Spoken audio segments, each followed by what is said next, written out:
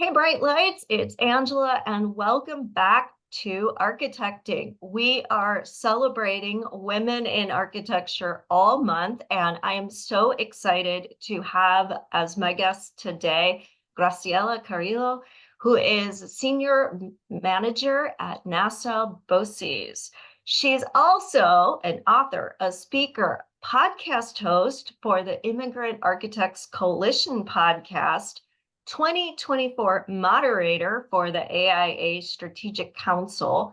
She won the 2022 Young Architect Award and was two-year president in 2020 and 2021 of AIA's Long Island chapter.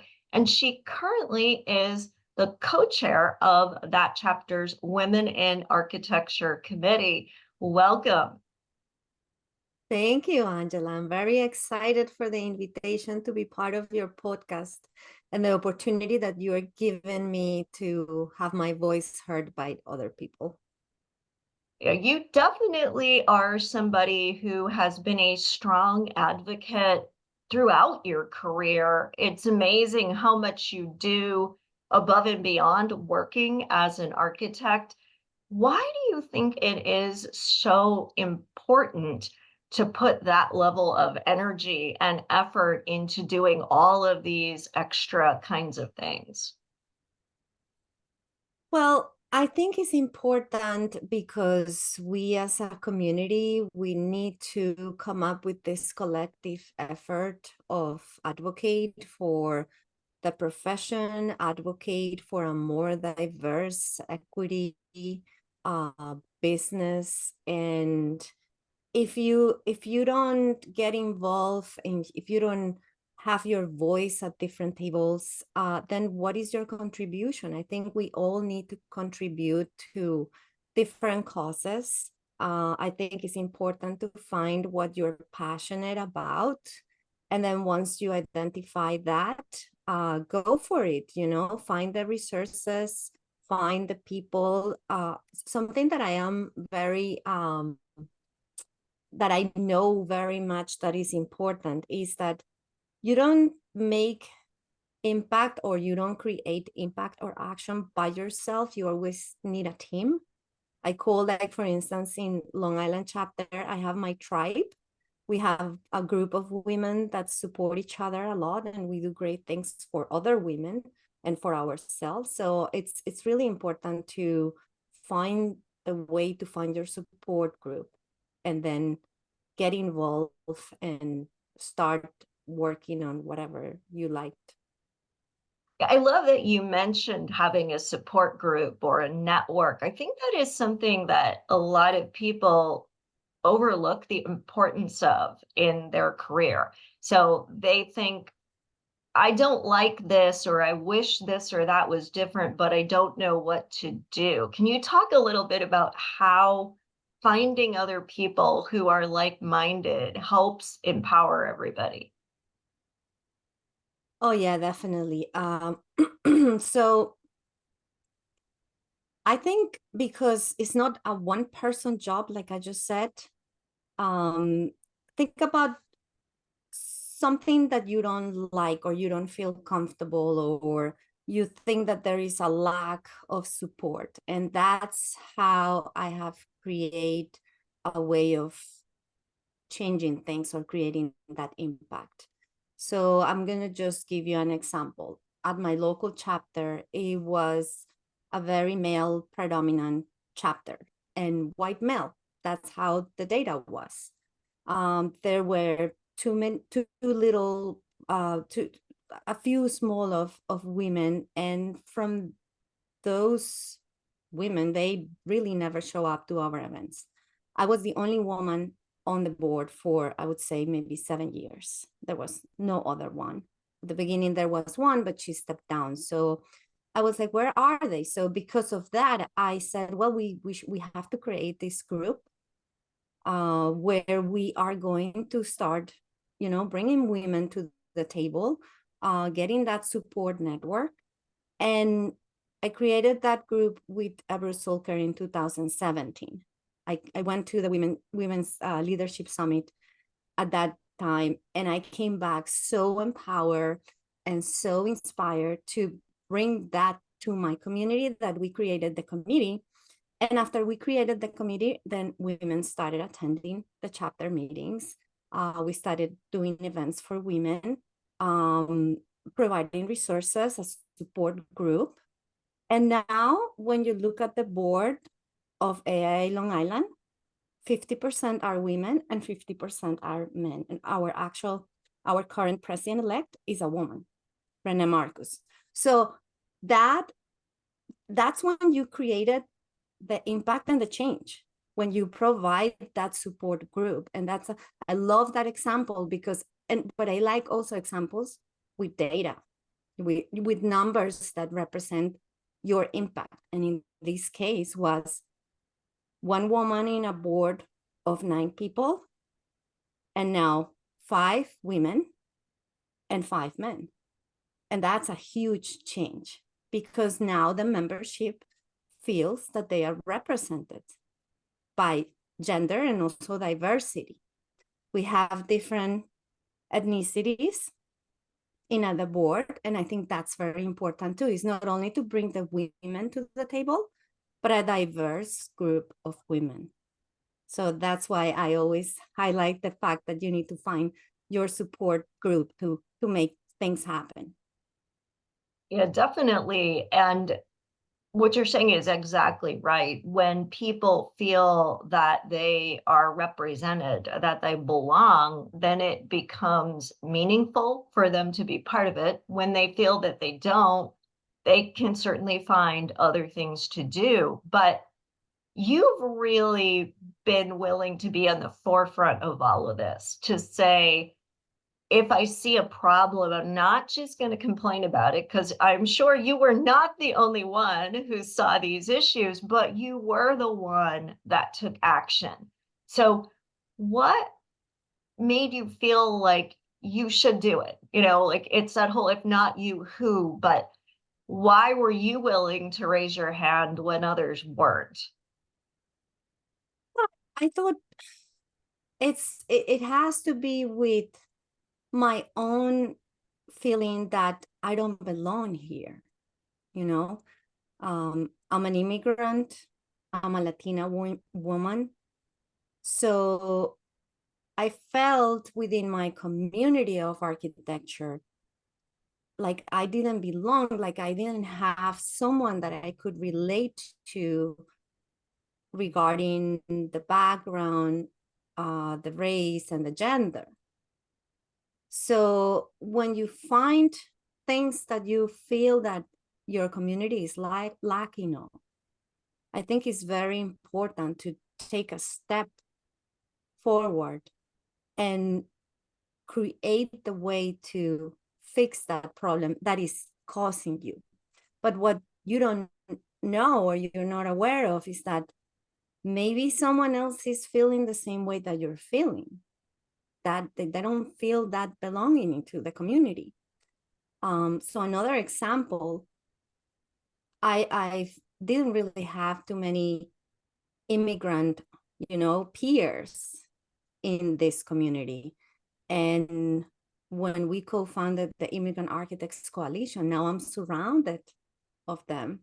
Like I found my community within that immigrant world, in where we all come from different backgrounds, cultures, and we are all adapting to the culture in the States. So it's really important that, again, when you find that topic that is bothering you or that it doesn't work for you, find the means to be proactive and generate change. Yeah, and that's something I've certainly done. I've raised my hand for things I probably had no business volunteering for, because from the outside, you could say, what really makes you qualified? And similar to you, it was just that I care about the issue. And I really want to stress to everyone listening that you qualify yourself. You qualify yourself by being the one willing to say that we need a change to convene the other people. And what makes your story so powerful is that you were willing to reach out. And like you said, the minute you did, it magnetized people, whether it was immigrant architects, women architects, but it took being willing to say, I'll be the one to do it. So a lot of times people don't raise your hand because they say, I don't have time. I have too much other stuff going on, or I'm not qualified. Let somebody else do it. What do you have to say to that? Oh, I always tell everybody, say yes to everything. I mean, at some point, you need to learn how to say no to some things because there's so much going on that you need to start prioritizing where your energy is going to go through or to. Uh, but the way I started my advocacy role and career path or leadership path was really by saying yes to any opportunity that people told me. So let's collaborate on this. Let's speak together at this. Let's go and talk to someone about an issue. Let's bring value, our own value, to this group of people so we get to know each other and create that network so we collectively can do something together. So even if you're busy, even if you think that but what can what is that I could do to help, just say yes. And then what happens is by you saying yes and maybe working on that initiative, program, collaboration, whatever it is, you will see that another opportunity is going to come from that. And it was actually it's actually very interesting. I just came back from attending the AIA Leadership Summit, and I was talking to someone from California, and that person was asking me like, okay, so you are the moderator of the Strategic Council this year. What is your plan for the next 4 years? And I told that person, I said, well, I really don't have a plan right now. Like when I take opportunities, is because when I'm doing something else open. So for instance, last year I was the strategic counselor for New York State, and a few people started telling me in the middle of the year, you should run for moderator. You could be doing a really good role on that position. So I ran for that and I was elected. So this year I'm like, I'm really not sure what I'm going to do in the next 3-4 years. Something is going to come up this year that I'm probably going to say yes. And that's going to be my role next time. So I always see things that if I get involved with something, opportunities will come. And if I say yes and I succeed, great. If I fail, it's fine. I'm learning from my own failures. And that's also good. You can never see that as a bad thing. I learned a lot when I fail on things, and it actually is good to know why you fail, what happened, and what can you do in the future to avoid that failure. Could you give an example of something where maybe it didn't go the way you hoped, but what you gained out of having that experience? I gotta think about it. That's a really interesting question. I would say when I started being involved as a leader within the architectural community, because I didn't have all the resources, because I was not really trained, I was just, oh, let's do this, like say yes to whatever they ask you. So I co-founded the Emerging Professionals Committee with my friend Jake Rivalsi in 2015. That was the first initiative that I did like by myself with him, and I was feeling very proud. But at the end, and the reason why we created that committee was because again, there was no young people in the chapter. We were the only 2 young people in the board, and we're like, where are the young professionals? Like, this can be happening. So we opened the committee, and It's not that it was a failure, because to this day the committee is very successful. It's been a lot of co-chairs over the years. We stepped down, I don't even remember when, maybe 2019 or 20. But at the beginning, we failed in different ways or in different opportunities. Like sometimes let's host this event or happy hour at the expo in Long Island when we were doing the expo fair, and one people show up. So you said, what happened? Like, why is that they don't want to come to, gather with us? So as we go, we learn, okay, we need to do more outreach. We need to talk like in person to people. It's not just emails. They don't look at emails. You need to create that connection and that personal like relationship to the people that you will provide a value, and they will benefit from that. So that is some examples from different failures that we have. But as I said, as we went, I learned a lot on what needs to be done. So the next time I got involved in an initiative, I had at least that background experience. Well, okay, this didn't go well, so let's just don't do it again. Right, right. I think it's that how you do anything is how you do everything, and there are lessons to be learned everywhere. I want to go back though to a point you made about not having an agenda or a plan, because a lot of people would think to be successful, you have to have all the answers. So I think what you've shown is not only do you not need to be an expert in order to make a difference, but it probably is more valuable to not have a plan, because then you are open to opportunities versus trying to push something through that may not really be resonating. That's totally true, and I truly believe in that. I like to be, I would say, to act in an organic way, natural way, meaning let the things flow. I have very clear my priorities. My priorities are advocating for immigrant architects, for women, for Latinas. So if anything comes my way that is related to that, I'm going to jump right away. If there is something else, I will probably explore it too. So depending on what decisions I make throughout the year, let's say, that's going to lead me to the following year, what I will be doing. So I don't plan way too much in advance. But in another way, I have my own planning, but it's not a set goal that I want to get there.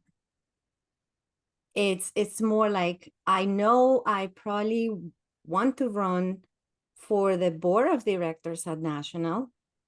My plan is to run from the strategic council for that position. But if I see that something else comes that is also important for me, I'm going to maybe make that decision. So I have like long-term goals, but I'm not set, like you just said, to just go for that. I'm open to whatever else comes my way. And that is something a lot of times people miss. If they put themselves out there, if they're vulnerable and they fail, they take it as the clue that they did the wrong thing. And what I'm always trying to talk about is that failure is how we learn, and that just like if you were riding a bike, you wouldn't take every time you fell to mean that you shouldn't keep trying to ride. It just means something different will come along. And I think you even mentioned sometimes when we don't get what we think we want, it's because something better was meant to be happening. And if we had committed by getting the thing we thought we wanted, we wouldn't have been available for the more important opportunity. Yes, definitely. I agree with you on that. So, saying yes has ultimately led to you at a pretty young age being able to be recognized as an advocate, but also a leader and to a lot of opportunities. So, how did you become an author? What led you down that path? That was just a crazy idea. So we co-founded the Immigrant Architects Coalition um, as a non-profit organization last year. So it's a very new organization. But we started the coalition in 2019. We had a session in Vegas where the three of us, Shaha Sadek, Yun Lok Law, and myself, we are the co-founders of the coalition. We had a session where we talk about immigrant architects, how to prosper in the US. And we talk about different things, cultural bias, how to get a job here, what type of visas there are, interviews, a lot of different things. And it was a very success event. I think we had a lot of people in that room. It was one of those lectures on Saturday, like at 9 in the morning, where nobody goes because Friday was the big party. So everybody's like hangover.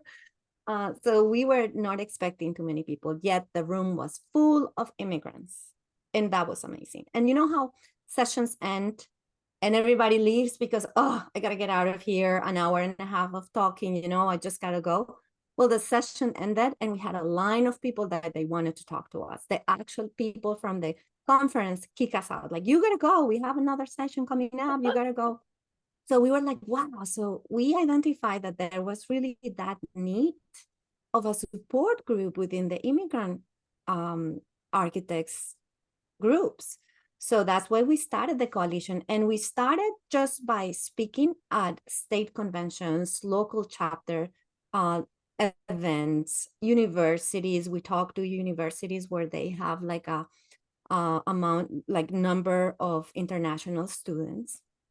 So that we did that for a few years. And then I was invited by Alicia Ponce to be part of her book, Latinas in Architecture. So she had a book, she wrote a book of 20 stories of different Latinas across the country, coming from different countries from Central and South America. And when she did that, we said, oh, this is a great idea to do something similar with immigrants. And that's why we put together the first book, City Shapers, Stories of Immigrant Designers. It's on Amazon if you want to get it. And we show the stories of 24 successful architects and designers in this country, and they come from all over the world. We launched that book in 2022, and in about 2 months from now, we're launching a second book. It's going to be a handbook for immigrant architects, and it's going to be like a 101 class of things that you should do when you come to this country and you have an architectural background or you're an architect in your country. So that's going to be a really good resource for anybody that plans to come to this country or that is here already and they are looking for guidance on how to prosper in their career. And of course, we're going to work in a second volume of the City Shapers. So it's just a passion that I have for highlighting the voices of other people. I don't really write about me. I support more writing your story so it can be heard and it can help someone else. Someone else can get inspired by your story, or if they're going through some hardships, maybe they are going to identify with your story because you went through the same, and those stories always tell how they overcame obstacles, so people can relate to someone. and try to overcome those challenges. And it's so powerful because when you do that, you help people see that they are not alone, but you also foster a cooperative, co-creative, helpful environment versus a lot of what we see in our profession, which is competitiveness. So when you see somebody doing better than you, rather than viewing them as your competition, you're being jealous, you're showing, no, this is the way. That person, their example is showing you how you can get there. Yes, that's exactly what it is. It's you can create that collaborative work if you support each other, if you support others that are successful in something. The only thing that you're doing is creating more people successful in something. We are here not competing. This is not a project's, experience. This is a life experience. This is a professional leadership experience. So I am a truly believer that if you grow as a person, you can bring other people to grow with you. So, and that's very important because that's what makes our community strong. Yeah, absolutely. And I think another part of that is finding that mentorship or that sponsor, that person within your organization or your firm that's going to also try to help you grow in your career.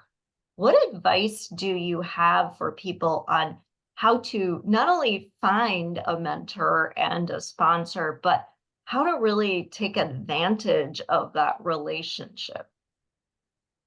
So there are two ways of finding a mentor. So the first type is the typical mentoring program. There are mentoring programs at different organizations, at different cities, but not everybody can get into those mentoring programs. They are not available to everyone. I also think that those mentoring programs are great, but they are like a short-term mentoring because they last for 2-3 months. And if there was not a good connection in between the mentor and the mentee, I know that that relationship of mentee, I'm sorry, it's gonna end right there when the program ends. They did learn from each other because the mentee is not the only person that is getting the value, the mentor is also getting it. I'm not saying that the mentoring programs are bad. I actually support, and I am a planning committee member of Argentina, which we have a great mentoring program.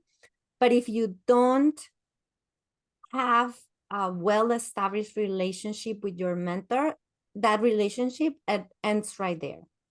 So that's one way you can explore it, and you will find mentors that way if you can access those mentoring programs.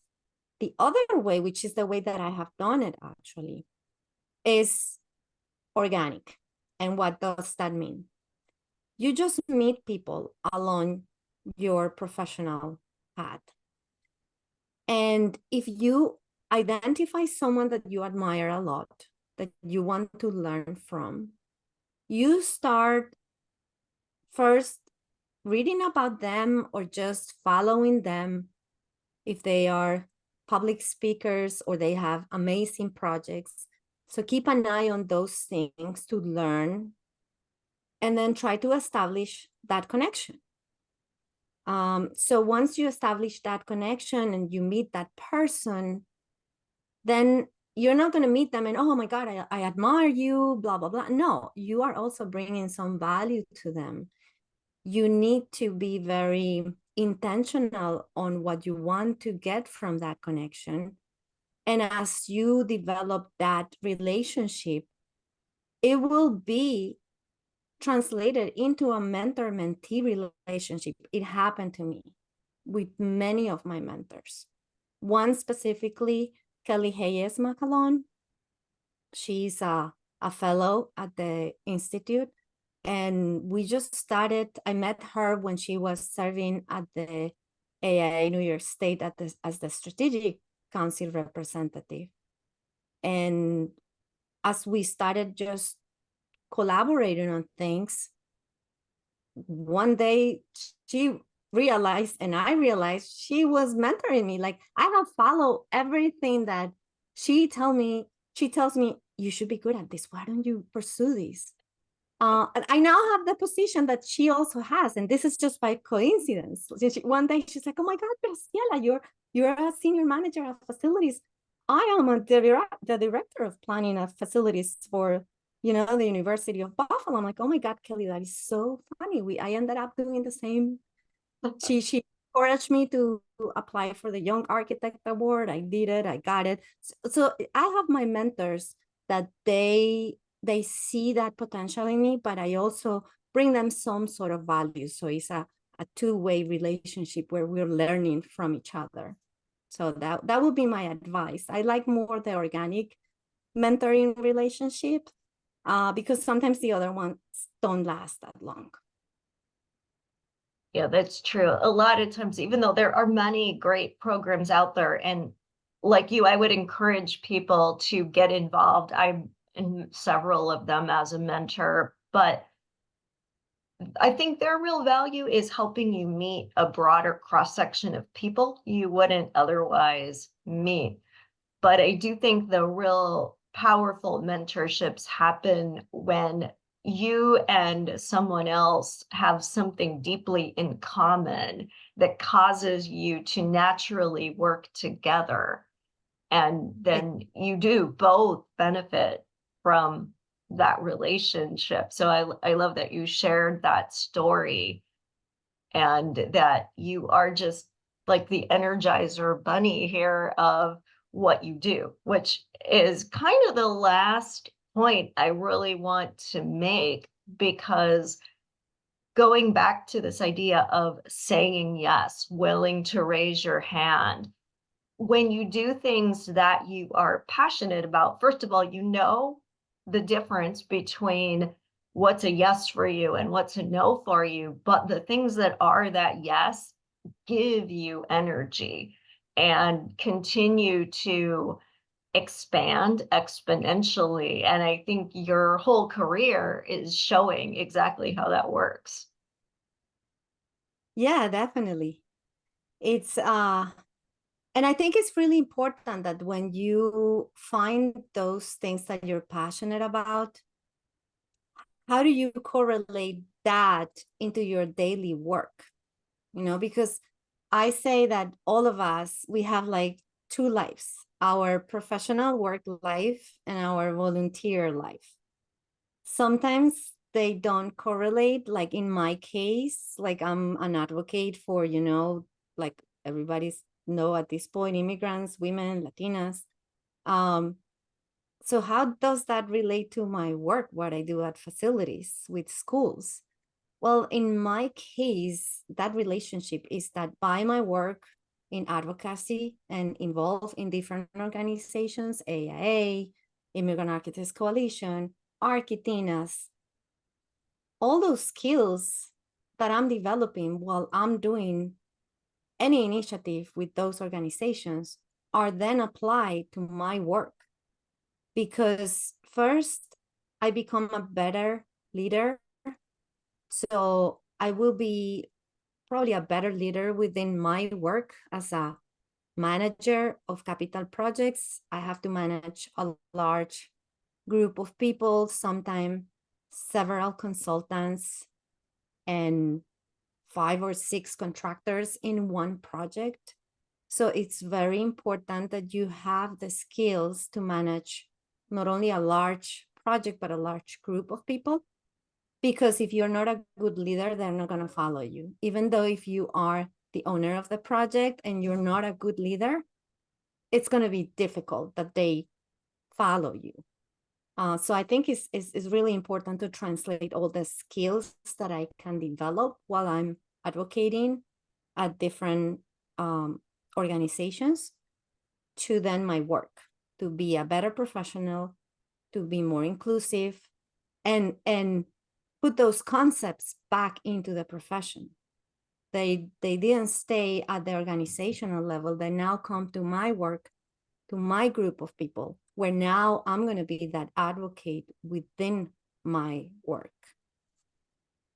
Yeah, yeah, it's that whole, when you decompartmentalize your life like that, you really find that a win in one area is a win for everything, and that you can keep leveraging skill sets and even your network that you've been building and the people you know and the resources you're aware of. Everything just keeps expanding. So thank you so much, Graciela, for sharing your story. I don't know how anyone can listen to it and not be impressed. You are a real powerhouse, and I'm always waiting to see what you will do next, because I know you will always be doing something big, because that's just how you are. But I think you've also shown us that we all can do big things, that it's not about having years and years and years of experience or special credentials. It's just about leveraging who you are as a person and what issues matter to you, and being willing to keep saying yes. Thank you, Angela. It's been really a pleasure to talk to you.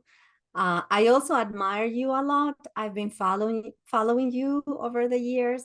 I think the work that you're doing is amazing.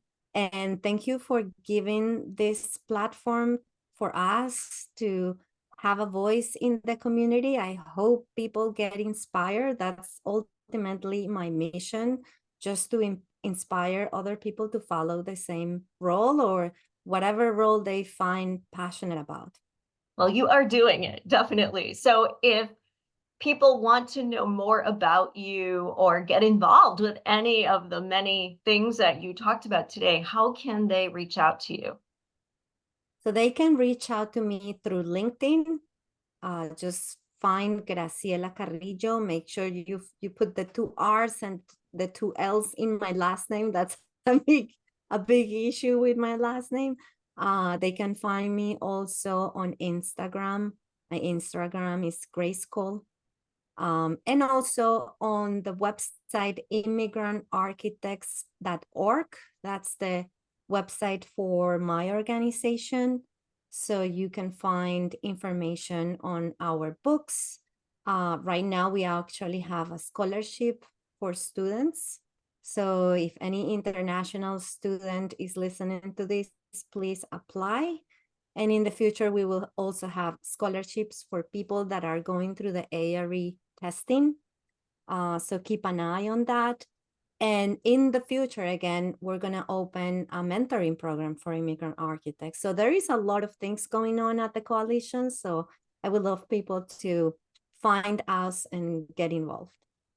We'll definitely put all of those links in the show notes as well. But everyone, it means so much when you share the insights that you got. So definitely, after you hear this episode, share what it meant to you, what you learned from it, what you're going to do differently, and tag Graciela. I know she would really appreciate hearing from you.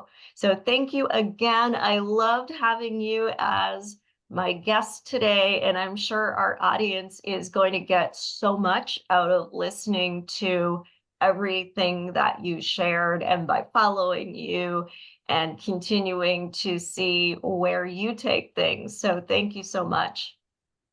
Thank you, Angela.